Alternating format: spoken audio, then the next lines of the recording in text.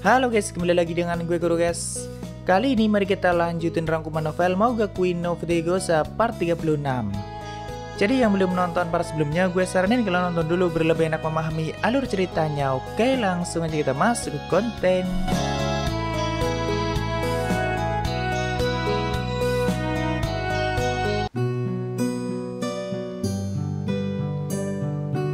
Sebelumnya Lanesia sudah menceritakan semuanya dan dia segera pergi untuk menantang dewa utama Audus agar semuanya tidak menjadi semakin buruk. Cuma yang jadi pertanyaan, kenapa baru sekarang dia melakukannya? Apakah selama ini dia terus menahan kesedihan dan penyesalan sambil menunggu kedatangan kedua putrinya? Ya itu mungkin saja sih, karena Lanesia juga sempat bilang kalau dari dunia dalam dirinya terus mengawasi perkembangan dunia Militia. Dan dengan bergabungnya mereka pada Bablu Hitara, Lanesia jadi mempunyai harapan yang lebih besar. Apalagi ternyata Gai Amret yang sering mewakili dunia peluru ajaib kalau lagi pertemuan juga adalah orang yang melayani Lanesia secara pribadi. Walaupun kalau itu gue masih belum yakin, tapi melihat sikap Gai selama ini kayaknya sih seperti itu. Gai itu kapten pertama Abyss General Army guys, atau wakilnya Gigi Genes. Tentu dia bukan orang sembarangan, tapi saat ini dia sedang terlibat pertarungan dengan Meo Aegis. Mungkin posisinya cukup sulit kalau harus memihak Anos begitu saja. Lanesia juga sudah memberitahu keberadaan kawah biru yang menjadi sumber kekuatan peluru Mufaka atau Belialius. Sebenarnya untuk menciptakan senjata sihir sekuat itu butuh waktu ratusan tahun dan juga butuh gelembung dunia yang tidak terhitung banyaknya. Makanya kekuatan tembakannya sangatlah dahsyat, bahkan bisa dengan mudah melenyapkan dunia di lapisan dalam. Karena satu dari gelembung yang biasa diciptakan oleh Lanesia saja sudah setara dengan gelembung dunia di lapisan dangkal atau malah menengah. Dan Belialius tercipta dari gelembung dunia yang tidak terhitung banyaknya. Tentu itu sangatlah kuat, apalagi akar untuk menciptakan sumber kekuatan itu adalah setengah akar Mutoh. Tapi bodohnya Lanesia tidak mengira kalau gelembung ciptanya akan digunakan untuk membuat senjata sihir semengerikan itu. Secara tidak langsung dia sama saja mengkhianati harapan yang diberikan oleh Mutoh kepadanya, walaupun dia tidak tahu akan jadi seperti itu. Buat apa Mutoh menitipkan setengah akarnya kalau ujung-ujungnya cuma dimanfaatkan untuk menciptakan kehancuran pada Laut Perak? Mending dulu Lanesia tidak usah mencegah Mutoh dan biarkan dia mengamuk sesuka hatinya pada dunia peluru ajaib. Lanesia juga merasa telah mengkhianati harapan Mutoh, makanya dia bersikeras akan mengalahkan dewa utama Audus. Gue cukup kesal sama Lanesia sih, karena ya faktanya dia sangat naif. Ya untung saja Anos sudah mulai bertindak, jadi mungkin semuanya akan berjalan dengan lebih baik. Lalu kita menuju ke tempat Anos dan Quastria guys. Dunia peluru ajaib itu dipenuhi oleh gunung berapi yang sangat besar dan di setiap kawah itu ada markas atau pangkalan militer. Nah, markas utama yang dimasuki oleh Anos itulah yang menjadi sumber kekuatan peluru Mufaka atau Belialius. Tapi itu ada di bagian paling dasar, jadi untuk bisa masuk ke sana, Anos dan Quastria harus mengalahkan semua penjaga di sana termasuk para kapten Abyss General.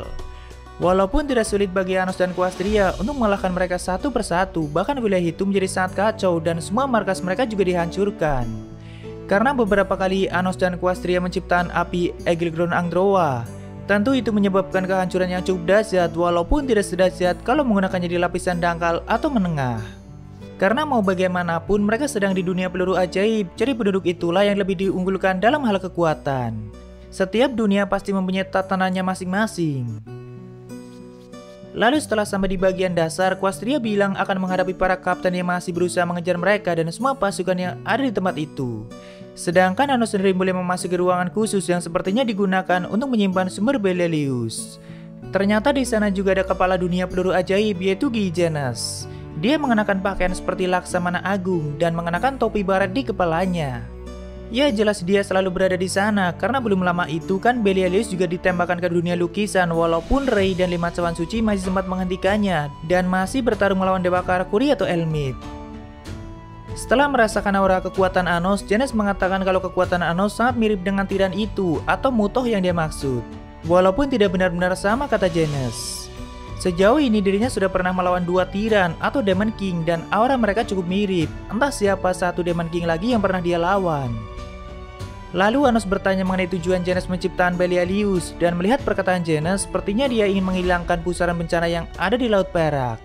Jadi Anos bilang kalau kau sangat takut pada pusaran bencana maka aku akan melenyapkannya. Jadi Genes tidak perlu menciptakan senjata merusak seperti itu dan mengorbankan banyak dunia yang tidak bersalah. Sampai sekarang gue masih belum paham sebenarnya pusaran bencana itu ada berapa dan kenapa masih ada hingga saat ini. Tapi satu hal yang pasti, pusaran bencana itu sangat mengerikan dan bisa melahap semuanya, bahkan semua yang ada di Laut Perak. Cuma dulu Noah juga mengorbankan dirinya untuk menghentikan pusaran semacam itu. Lalu setelah basa-basi cukup lama, mereka berdua saling menyerang satu sama lain. Janus mengeluarkan Winel Garon atau pistol peluru ajaib, sementara Anos membalasnya menggunakan bintang biru Dogba Zebara. Tidak hanya itu, Janus langsung mengeluarkan serangan kuat berikutnya yaitu Belialius dari jarak yang sangat dekat, sedangkan Anos membalasnya dengan api Aegilgron Androa. Tentu itu menciptakan benturan kekuatan yang sangat dahsyat. Karena kedua sihir itu sama-sama mengerikan dan jika mengenai satu dunia di lapisan dalam saja, maka dunia itu bisa lenyap. Sepertinya mereka tidak tertarik untuk main-main, tapi langsung mengeluarkan serangan kuat mereka masing-masing. Jarang-jarang Anos langsung menggunakan Aegilgron Androa di awal pertarungannya, yang berarti Janus emang sangat kuat. Setelah mengalami bentrokan dahsyat, api Androa masih terus melesat ke arah Janus. Begitu juga dengan Belialius yang juga melesat ke arah Anos, namun mereka berdua sama-sama bisa menghindarinya. Akibatnya wilayah di belakang mereka berdua harus menerima kehancuran yang sangat parah. Setelah itu mereka berdua sama-sama mendekat dan menghantamkan serangannya sama seperti sebelumnya. Walaupun sebagian peluru Mufaka berubah menjadi abu setelah berbenturan dengan api Androa, tapi sebagian peluru itu berhasil menembus dada Anos. Tentu darah Raja Iblis Anos mulai bocor dari akarnya dan merusak darah itu. Tapi Belialius juga terus menembus dada Anos semakin dalam dan mungkin berusaha menggigit akarnya. Walaupun Anos langsung menggunakan Bad Zap untuk menariknya keluar. Itu adalah peluru Mufaka yang sama seperti peluru yang dulu sempat membunuh Henril.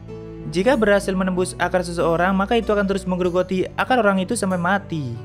Walaupun ya kalau dibiarkan juga belum tentu sanggup menembus akar Anos, karena di situ ada ketiadaan akar Graham yang selalu melahap semuanya dan kehancuran murni yang bisa menghancurkan ketiadaan. Lalu setelah itu mereka saling melemparkan sihir kuat mereka masing-masing seperti sebelumnya. Api Androa terus berbenturan dengan Belialius. Di tengah bentrokan itu, Anos juga menggunakan Rayen untuk menangkap Belialius dan melemparkannya kembali pada Janus sekaligus melipat gandakan serangannya. Tapi ternyata Janus juga masih mempunyai sihir kuat lainnya dan hampir semua serangannya berhubungan dengan peluru dan ledakan. Dia juga mempunyai rantai bom yang bisa memblokir beberapa serangan Anos. Tidak hanya itu, jubah yang dia gunakan juga ternyata mampu memblokir serangan kuat, bahkan api Androa juga mampu dia blokir. Jubah itu bernama Pelis. Cukup lama mereka berdua terus melakukan pertarungan dan sejauh itu Janus masih bisa mengimbangi kekuatan Anos. Padahal Anos juga terus menggunakan Rayen pada api Androanya agar serangan itu lebih kuat. Tapi kekuatan serangan Belialius juga sama mengerikannya. Tentu beberapa kali tubuh mereka berdua mengalami luka yang tidak ringan. Namun tingkat regenerasi keduanya juga sangat tinggi. Walaupun setiap kali Anos terluka, tentu darah Raja Iblisnya akan menyebabkan kerusakan parah pada wilayah itu. Di tengah pertarungan itu, Anos bertanya mengenai alasan Janus membunuh Henril di masa lalu. Janus bilang Henril adalah orang yang akan terus menghalangi tujuannya, jadi mau tidak mau dia harus disingkirkan. Intinya pemikiran Henril selalu bertentangan dengan Janus, jadi tidak mungkin mereka bisa hidup di semesta yang sama. Apalagi di masa itu masalah Pablo Hitara sedang panas-panasnya, jadi Henril harus disingkirkan. Kata Janus semua itu dilakukan juga demi melenyapkan pusaran bencana. Saat itu tubuh Anos terkena rantai bom ajaib milik Janus dan rantai itu akan menciptakan pola di tubuhnya lalu membuat ledakan yang sangat dahsyat. Sekali terjerat oleh rantai itu maka tidak mungkin untuk menghindari ledakannya. Jadi Anos mengaktifkan salah satu sihir terkuatnya yaitu Gili Eliana Viem atau Nirvana Seven Step. Seketika partikel dahsyat mulai menyelimuti tubuhnya dan rantai ajaib milik Janus tidak kuat lagi untuk menahannya. Tak lama kemudian Anos mulai melakukan langkah pertama dan kedua, tapi Janus sanggup menahan langkah dahsyat itu menggunakan jubah Pelis, sekaligus melakukan serangan Winel Garon atau pistol peluru ajaib. Lalu di langkah ketiga, Anos juga mengaktifkan Aegilgron Androa, tapi kali ini dengan 7 spiral sihirnya atau versi full power dari api Androa. Jadi di sekeliling tubuh Anos tercipta 7 spiral dan menara sihir yang masing-masing bisa mengeluarkan api hitam yang sangat merusak. Kayaknya baru kali ini Anos menggunakan Nirvana Seven Step dan Aegilgron Androa secara bersamaan, tentu itu sangat mengerikan. Di samping dia bisa menciptakan langkah super dahsyat yang akan mengguncang dunia, dia juga bisa mengeluarkan api neraka yang akan membakar semuanya. Walaupun kalau dilakukan di dunia dalam seperti peluru ajaib, tidak akan langsung menghancurkan dunia itu. Karena semakin dalam Laut Perak, maka semua hal di dalamnya juga semakin kuat. Di langkah ketiga Nirvana dan ditambah menggunakan api Androa yang sudah dilipat gandakan menggunakan Rayen, secara mengejutkan Janus sanggup menahan semua serangan itu menggunakan 2 tangan dan juga jubah Pelisnya. Walaupun jubah Pelisnya harus berubah menjadi abu dan Janus sendiri terlihat mati-matian untuk bisa menahan serangan itu. Tubuhnya terus terdorong ke belakang, namun sepertinya dia masih percaya diri. Bahkan di posisi itu dia masih bisa menembakkan Belialius. Tentu Anos membalasnya dengan api Angdroa yang muncul dari 7 spiral sihirnya. Saat itu Anos sedikit mengejek Genas yang masih berusaha menahan semua serangan dengan kedua tangannya karena perlahan tubuh Genas mulai terbakar oleh api Angdroa. Tentu Anos tidak menyanyiakan kesempatan itu, jadi dia mengeluarkan api Angdroa lagi untuk menyerang Genas yang masih di posisi menahan. Namun Genas juga mengaktifkan sihir bernama Five Magic Body Bad Ballads. Iya, namanya panjang banget guys. Tapi setelah mengaktifkan teknik itu, tangan kanan Genas diselimuti aura biru yang sangat kuat dan seketika semua serangan Anos yang dia tahan bisa dia serap semua ke tangan kanannya. Walaupun Genas langsung melemparkan semua kekuatan itu ke arah langit, bahkan itu semua menciptakan pilar api yang sangat mengerikan sekaligus melenyapkan semua yang ada di jalurnya. Langit dunia peluru ajaib mulai terkena imbas dari pertarungan mereka berdua, padahal mereka bertarungnya di bagian paling dasar dunia itu. Mungkin teknik yang tadi Genas gunakan hampir sama seperti teknik Ryan milik Anos, walaupun Genas juga harus kehilangan tangan kanannya. Tapi itu upaya parah sih. Mengingat serangan yang dia blokir adalah 2 sihir terkuat Anos yang sudah dilipat gandakan menggunakan Ryan. Akibat menahan serangan sekuat itu, kostum yang Genas gunakan juga sudah terbakar dan dengan itu Anos bisa melihat ada tanda kutukan mengerikan di tubuhnya. Dan Anos jadi tahu kalau gigi Genas sebenarnya adalah petapa Elmid. Tapi kenapa seperti itu dan kenapa Anos tahu kalau Genas adalah Elmid? Bukankah saat itu Dewa Karakuri yang sudah menyatu dengan Elmid juga sedang bertarung dengan Rei dan 5 cawan suci di dunia lukisan? Ya, sebenarnya mereka satu orang dan saling terhubung guys. Jadi mari kita menuju ke dunia lukisan. Sebelumnya kan Rei bersama 5 cawan suci sedang kerepotan menghadapi Elmid di sana. Bahkan Dewa Utama Hivolia yaitu Eve juga ikut membantu mereka, tapi mau dihancurkan berapa kali pun tubuh Elmid akan kembali seperti semula. Lumayan lama mereka melakukan pertarungan sulit itu, sampai akhirnya Eldemet bersama gadis Vanunion yang sebelumnya di dunia musik datang membantu mereka. Eldemet juga berhasil membawa Theta dan Rinva yang katanya bisa menghentikan peluru Mufaka. Tentu Archana juga bersama mereka dan saat itu Archana langsung mengeluarkan bulan penciptaannya untuk membantu Rei. Bantuan dari Eldemet dan Archana sangat membantu Rei dalam menghadapi Elmid. Karena selama pertarungan, tubuh Rei dan yang lainnya akan mendapat buff dan penyembuhan dari bulan penciptaan milik Archana. Ditambah kekuatan nyanyian dari Theta dan Rinva yang juga memberikan buff tambahan untuk mereka semua. Tentu saat itu Elmid mulai terpojok. Lalu tak lama kemudian Rekol yaitu kepala dunia boneka yang menempati peringkat atas Pablo Hitara juga datang ke dunia itu untuk membantu mereka. Jadi Elmid yang di sini versus everybody guys. Nah, kekuatan Rekol itu berhubungan dengan segel dan boneka, tentu dia sangat kuat. Jadi waktu itu di saat Elmid sudah terpojok, Rekol berhasil menerapkan kutukan atau segel pada tubuhnya. Dengan kutukan atau segel itu, maka serangannya diterima oleh Elmid yang ini juga akan diterima oleh Elmid yang asli atau yang sedang dilawan oleh Anos. Karena jika tidak seperti itu, maka tubuh Elmid yang sedang dilawan oleh Rei akan terus kembali seperti semula karena dia cuma boneka atau bagian tubuh Elmid yang lain. Rekol dari dulu memang sudah curiga pada gigi Genas dan sepertinya dia tahu cukup banyak mengenai kekuatan Elmid. Makanya dia langsung menduga kalau Elmid yang dilawan oleh Rei cuma bagian tubuh Elmid yang lain. Nah, kutukan yang diciptakan oleh Rekol juga muncul di tubuh Elmid yang sedang dilawan oleh Anos, makanya Anos bisa tahu kalau dia bukan lagi Genas yang asli. Mungkin Genas yang asli sudah mati dan tubuhnya diambil alih oleh Elmid. Waktu itu Rei dibantu oleh semuanya berhasil mendaratkan tebasan Evans mana di tubuh Elmid dan membelahnya menjadi 8 bagian, barulah setelah itu dia langsung menghilang. Padahal itu cuma sebagian tubuh Elmid, tapi ternyata sangat merepotkan dan harus membutuhkan bantuan dari everybody untuk melenyapkannya. Lalu kita kembali ke tempat Anos guys, dan mungkin kali ini Elmid harusnya bertambah kuat. Karena sebagian tubuhnya yang lain sudah ditarik atau kekuatannya tidak lagi dibagi menjadi 2. Tapi belum full power aja udah sekuat itu, mungkin dia akan menjadi lawan terkuat Anos sejauh ini. Ya, walaupun Anos sendiri juga belum mengeluarkan kekuatan sejatinya atau masih ditekan sampai batas maksimum. Setelah merasakan kekuatan Anos, waktu itu Elmid bilang kalau kekuatan Anos sebanding dengan Raja Iblis kedua Mutoh. Tapi kan dulu Genas atau Elmid pada saat mengalahkan Mutoh cuma menggunakan setengah akarnya karena yang setengahnya lagi di Lanesia. Jelas lain lagi kalau Mutoh dalam keadaan full power karena nyatanya pada saat Mutoh belum membagi akarnya, Audus dan Genas sama sekali tidak berani mendekatinya. Di sini Anos dan Elmid mulai melakukan pertarungan lagi seperti sebelumnya.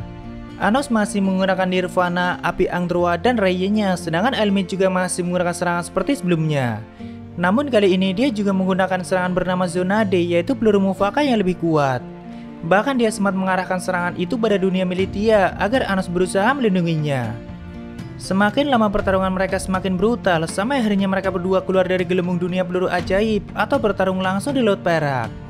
Tapi untuk saat ini kita hanya bisa melihat pertarungan mereka sampai situ guys. Jadi kita lihat ke depannya seperti apa.